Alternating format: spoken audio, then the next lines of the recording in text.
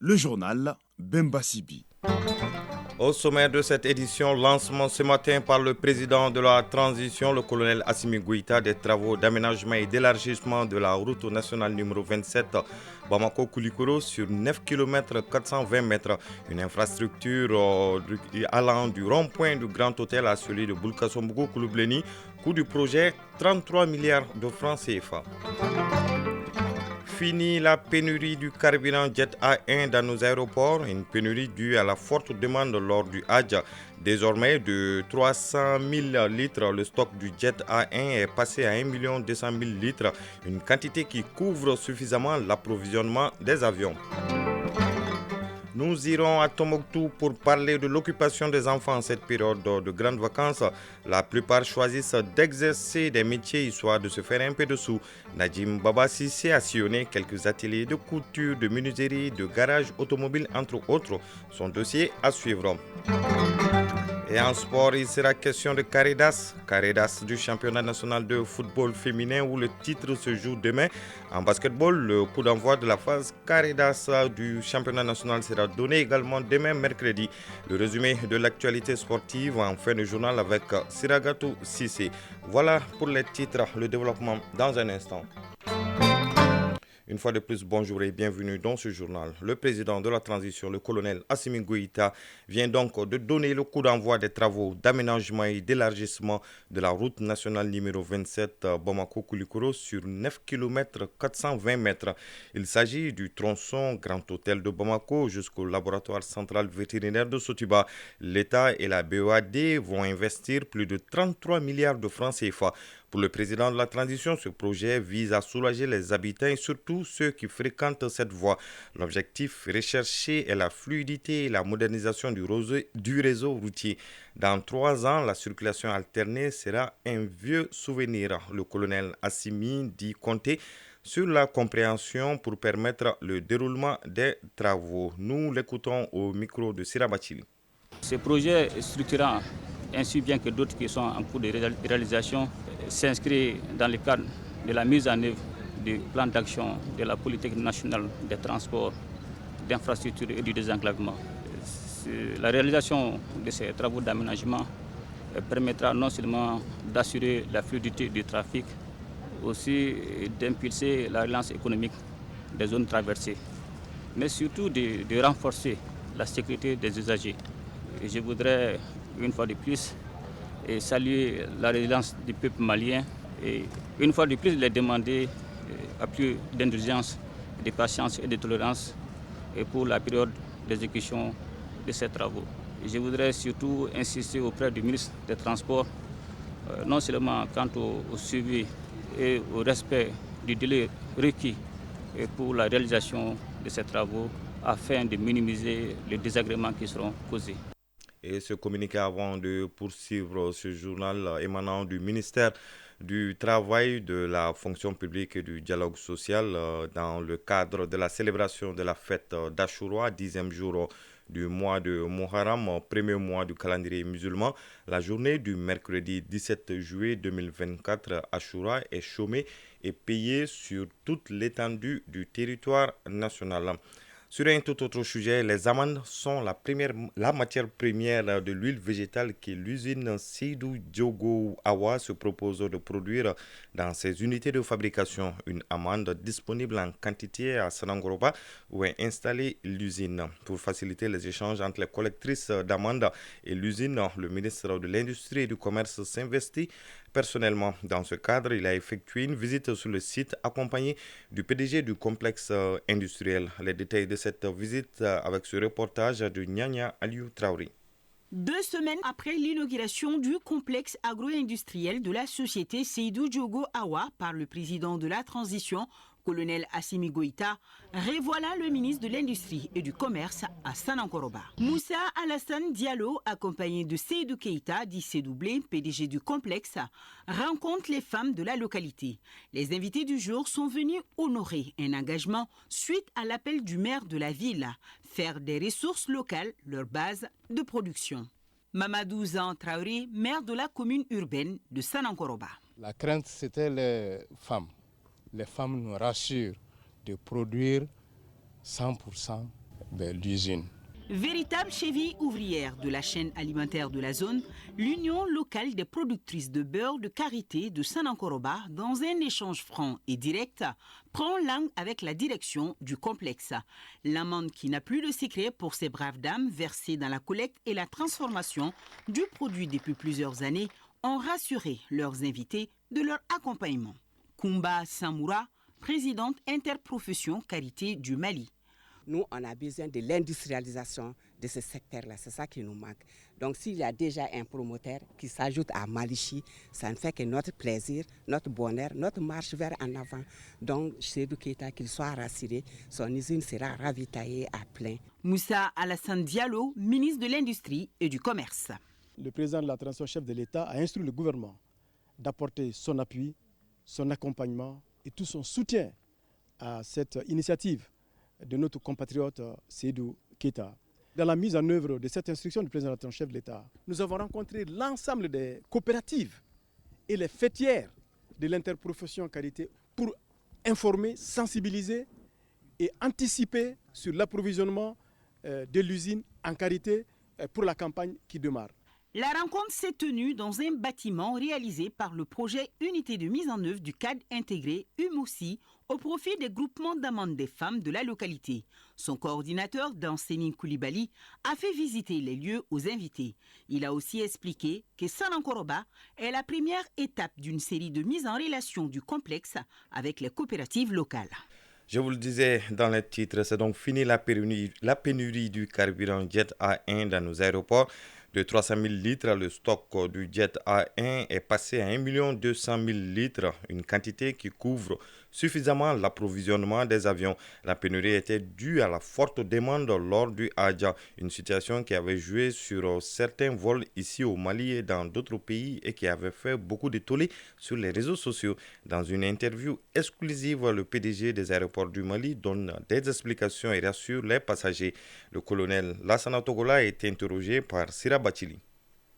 Donc pour le cas actuel, je pourrais dire que nous vivons les conséquences directes un peu des vols du Hadja qui étaient prévus pour un certain nombre de quantités de carburant et finalement qui a dépassé, qui a été doublé voire même triplé à des moments donnés par certaines compagnies pour leur arrivée. Donc l'approvisionnement n'a pas suivi avec le même rythme, ce qui a fait qu'on a dû décider de faire le NETAM pour que les compagnies aériennes s'organisent en conséquence en attendant qu'on puisse remettre le stock à nouveau.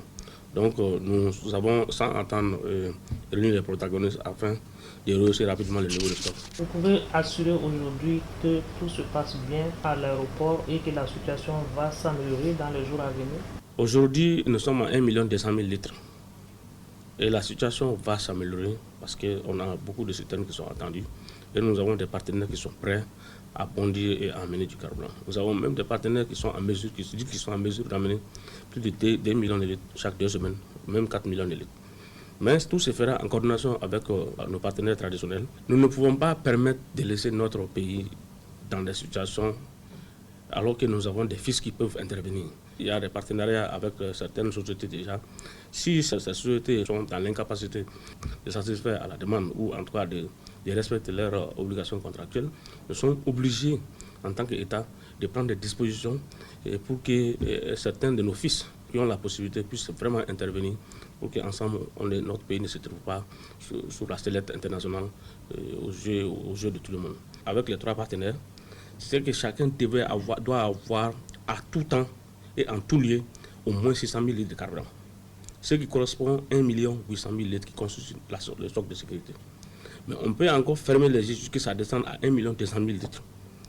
Et quand ça commence à descendre en dessous de 1 200 000 litres, c'est là où on va vraiment commencer à rationner et à faire en sorte, au lieu de laisser les avions prendre tout le carburant qu'ils veulent, on dit bon, on vous donne à vous 30 000 litres ou bien 20 000 litres ou bien 10 000 litres. Donc le Mali a pris des mesures pour que la situation ne se répète plus. Les mesures de sortie de crise que nous avons mises en place sous le leadership de Madame le ministre des Transports et des Infrastructures, c'est le renforcement du suivi de l'approvisionnement par les différents services de la plateforme, notamment Aéroport du Mali et puis l'Agence nationale de l'aviation civile et les pôles pétroliers. Et la constitution aussi par l'État d'un stock de sécurité. Normalement, il y a habituellement un stock de sécurité, mais compte tenu du fait que les 3 opérateurs-là, il y a certains qui n'arrivent pas à respecter les obligations contractuelles, à savoir d'avoir les 600 000 litres minimum. Ça fait partie des mesures que nous allons mettre en place et que nous allons faire respecter en coordination avec les pôles pétroliers. La sécurisation de certains axes d'acheminement, certains axes vont probablement être scrutés pour être sûr que l'approvisionnement ne se fasse pas seulement à partir d'Abidjan. Et aussi la construction d'un stock secondaire à Caille. Pourquoi à Caille? Parce que Caille est proche de Dakar. Si d'aventure il peut y avoir des moments où le port de Dakar peut avoir un peu plus de carburant qu'il ne faut pour pouvoir approvisionner l'aéroport de Dakar. Et donc le surplus on peut le ramener à Caille pour être stocké en cas de besoin, on peut le ramener à Bamako pour pouvoir prendre en compte. Ou bien on peut même orienter des avions pour aller à Caille, pour aller prendre le carburant avant de venir à Bamako. Et nous ferons tout pour que de tels événements ne se reproduisent plus. Lutte contre le blanchiment d'argent, la Chambre de commerce et d'industrie du Mali, la CENTIF et le tribunal de commerce de Bamako s'y engagent. Ceci à travers l'information et la sensibilisation des opérateurs économiques et chefs d'entreprise sur l'opération de déclaration des bénéficiaires effectifs des personnes morales de lutte contre le blanchiment de capitaux et le financement du terrorisme. Cela en vue d'une meilleure compréhension et participation à l'opération. Boubacar Bablin Touré pour plus de précisions. Depuis 2021, le Mali est déclaré sur la liste grise en matière de blanchiment de capitaux et de financement du terrorisme, après une évaluation de certains organismes internationaux comme le groupe intergouvernemental d'action de lutte et de contrôle de blanchiment d'argent en Afrique de l'Ouest ou le groupe d'action financière internationale GAFI. Lesquels organismes ont fait des recommandations accompagnées de plans d'action à l'endroit de notre pays. Pour inverser cette tendance, le gouvernement de la transition a pris des mesures. Parmi elles, la déclaration des bénéficiaires effectifs des personnes morales et les entreprises d'extraction des ressources minières. C'est dans le but d'informer et de sensibiliser les acteurs concernés que la CECIM, en collaboration avec la CENTIF et le tribunal de commerce de Bamako, a initié cette journée d'échange à l'intention des opérateurs économiques et des promoteurs d'entreprises. Boubacar Tandja, vice-président de la CECIM. Nous sommes tous conscients de l'énorme gâchis que constitue le blanchiment des capitaux pour notre économie. C'est donc le lieu de saluer tous les efforts déployés dans ce sens par les plus hautes autorités du pays afin de éradiquer ces fléaux comparables à un cancer. Idrissa Mahamar Aïdara, président de la CENTIF. On peut sortir à la prochaine rencontre du GAFI, à condition que nous fassions ce qu'il y a lieu effectivement de faire. Et c'est pourquoi nous sensibilisons les acteurs, malgré les délais qu'il y a accordés, qu'on se mobilise pour souscrire les déclarations maintenant. La journée a permis aux participants de savoir quels renseignements fournir, où s'adresser, à quel niveau le formulaire est déposé ou encore quel délai dispose-t-il pour se déclarer. Diara Kankou Sangaré, présidente du tribunal de commerce de Bamako. On peut trouver les fiches dans les tribunaux de commerce, à l'API, l'agence pour l'investissement, et aussi chez les notaires. Les formulaires sont destinés aux tribunaux de commerce selon la loi d'organisation judiciaire. Le non-respect de cette mesure, parmi d'autres recommandations par notre pays, peut avoir comme conséquence la lenteur dans les transactions financières qui seront soumises à des contrôles rigoureux, pour ne citer que celle-ci.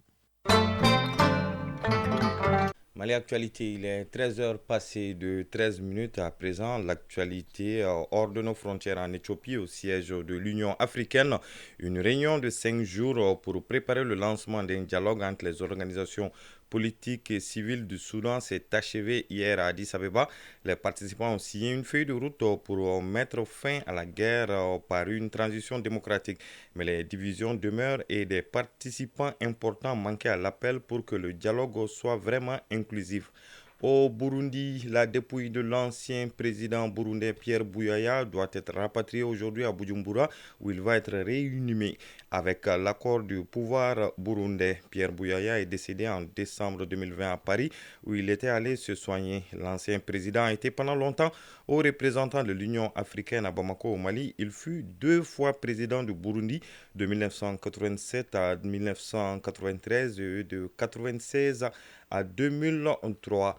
Au Rwanda, les résultats provisoires des élections présidentielles et législatives d'hier donnent largement en tête le président Paul Kagame avec 99,15% des voix, sans surprise, mieux que les 98% de la précédente présidentielle.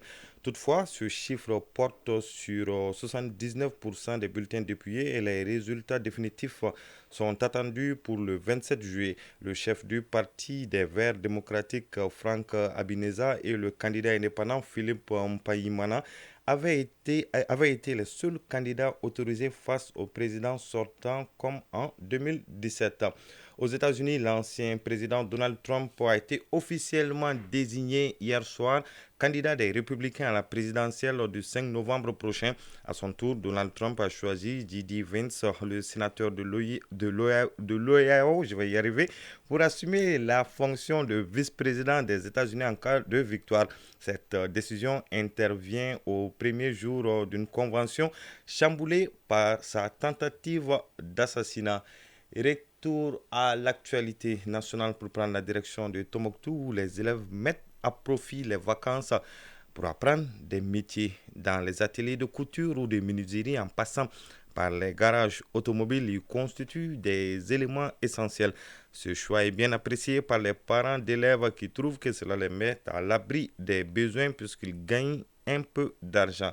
Le reportage depuis Tombouctou de Nadim Babassissi. Les vacances sont de moments de détente mis à profit par les élèves à Tombouctou pour apprendre des métiers au détriment des balades inutiles. Que ce soit la couture, la menuiserie ou la mécanique, ces apprentissages offrent des avantages à la fois pour ses apprenants ainsi qu'aux maîtres d'atelier. À 11 ans, Idrissa Meiga, élève en 7e année, a des compétences dans le domaine de la couture malgré son jeune âge. Pendant les vacances, je viens ici, je fais un peu de boulot comme les cordes des pantalons avec aussi les cordons et des boutons. Je place aussi des boutons. Mohamed Alassane Haïdara, chef d'atelier. C'est une bonne initiative des parents vraiment de les envoyer par là parce que ces enfants-là peuvent apprendre beaucoup de choses. Les petits travaux qu'ils font ici leur permettent non d'abord de subvenir à leurs propres besoins au cours de leur année scolaire et aussi après les études. La menuiserie bois ou métallique sont d'autres domaines qui attirent les enfants à cause de la fabrication des petits objets qu'ils peuvent rapidement apprendre. Mohamed Sissé, élève. Donc je sais couper les tuyaux et je connais aussi faire connaître les dimensions. Omar Youssouf Arbi, chef d'atelier. On a à peu près 7 apprentis comme ça. Les enfants là maintenant, pour venir ici, ça les empêche de partir promener ou bien de vol ou bien de délinquance. Quant à Anda Sissé, élève, lui a opté pour la mécanique car il estime qu'après son bac, c'est le domaine dans lequel il compte faire carrière. Je sais faire des petits travaux. Par exemple, je peux faire des petits entretiens. Je peux enlever des petits trucs, des supports et autres. Tout ça, j'ai appris ça au garage. Mohamed Babi, parent d'élève. Et nous, ça nous réconforte en tant que parents que les enfants apprennent du métier. Au lieu de rester à la maison se coucher, vraiment qu'ils apprennent quelque chose en dehors de l'école. Outre ces élèves, d'autres vacanciers arrivent également, soit pour se ressourcer, soit pour renforcer leurs capacités dans leur domaine d'études.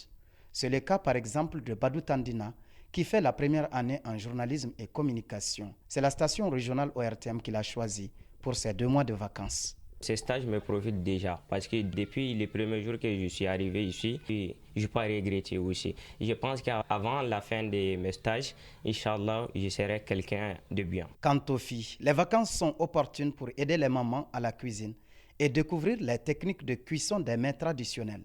Aguida Aloumaïga, étudiante. Depuis que je suis venue ici à Tombouctou, je prends les relais de la famille, je m'occupe de tout. C'est moi qui prépare, je balaye, je fais tout. Et aussi, ça me permet aussi d'apprendre d'autres plats traditionnels d'ici. Ces apprentissages, en plus d'être un passe-temps pour les élèves, contribuent à leur socialisation et ouverture d'esprit. Tombouctou, Najim Baba Sissé, Hassan Haïdara pour l'ORTM.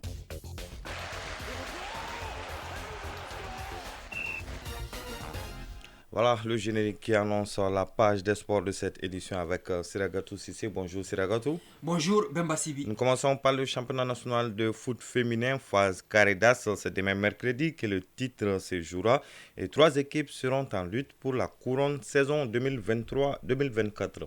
Oui, l'AS Mandé de la commune 4, leader 7 points plus 4. L'AS Police, deuxième 7 points plus 1. L'AS Amazon de la commune 5, troisième 5 points se battront à distance. L'USFAS, quatrième 4 points est hors course. Cette sixième et dernière journée prévoit demain mercredi 17 juillet à partir de 16h. AS Mandé USFAS sur le terrain de l'AS Real et AS Police Amazon sur le terrain de l'USFAS. A noter que l'AS Mandé est champion du Mali en titre. En basketball, le coup d'envoi de la phase carré d'as encore du championnat national sera donné également demain mercredi. Oui, le palais des sports Salamatou Maïga sera le théâtre de cette phase carré d'as de basketball. En série dames, le Stade Malien de Bamako, champion sortant, va rivaliser à nouveau avec l'USFAS, l'AS Real et le Djoliba. C'est en série messieurs, on a le Stade Malien de Bamako, champion en titre, l'USFAS, l'AS Police et Atra Club de Kidal. En match d'ouverture à 14h, le match des messieurs entre le Stade Malien de Bamako et l'USFAS. Basketball toujours, cette fois-ci on change de pays, de continent même, direction le Mexique pour la Coupe du Monde de basket des moins de 17 ans filles. Le Mali dispute son dernier match du groupe B ce soir. Oui, ce sera à partir de 21h30 contre la Nouvelle-Zélande. Le Mali a enregistré une victoire et une défaite. La Nouvelle-Zélande, elle, c'est aussi une victoire et une défaite.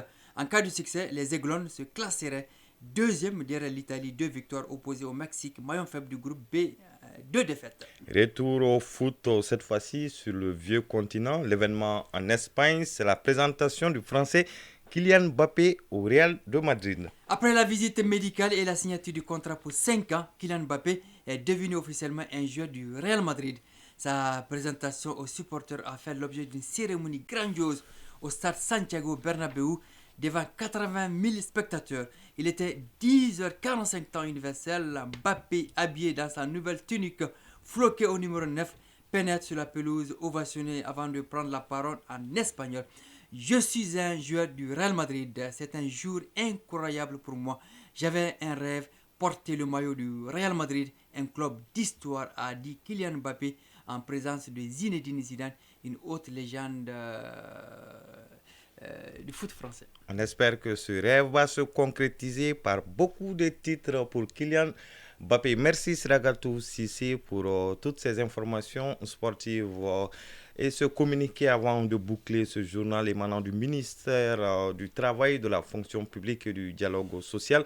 Dans le cadre de la célébration de la fête d'Achoura, 10e jour du mois de Muharram, premier mois du calendrier musulman, la journée du mercredi 17 juillet 2024, Achoura est chômée et payée sur toute l'étendue du territoire national. À 13h, passé de 22 minutes, prend fin ce journal qui vous a été présenté par Bemba Sibi. La mise en onde a été assurée par Alima Ouattara, une réalisation de dossier Baba Diara, coordination Ousmane Daou. Vous pouvez écouter et réécouter cette édition sur nos différentes plateformes numériques grâce à Sekou Diara qui a assuré la mise en ligne. Merci de l'avoir suivi et bonne écoute radiophonique sur les ondes de la Radio nationale du Mali.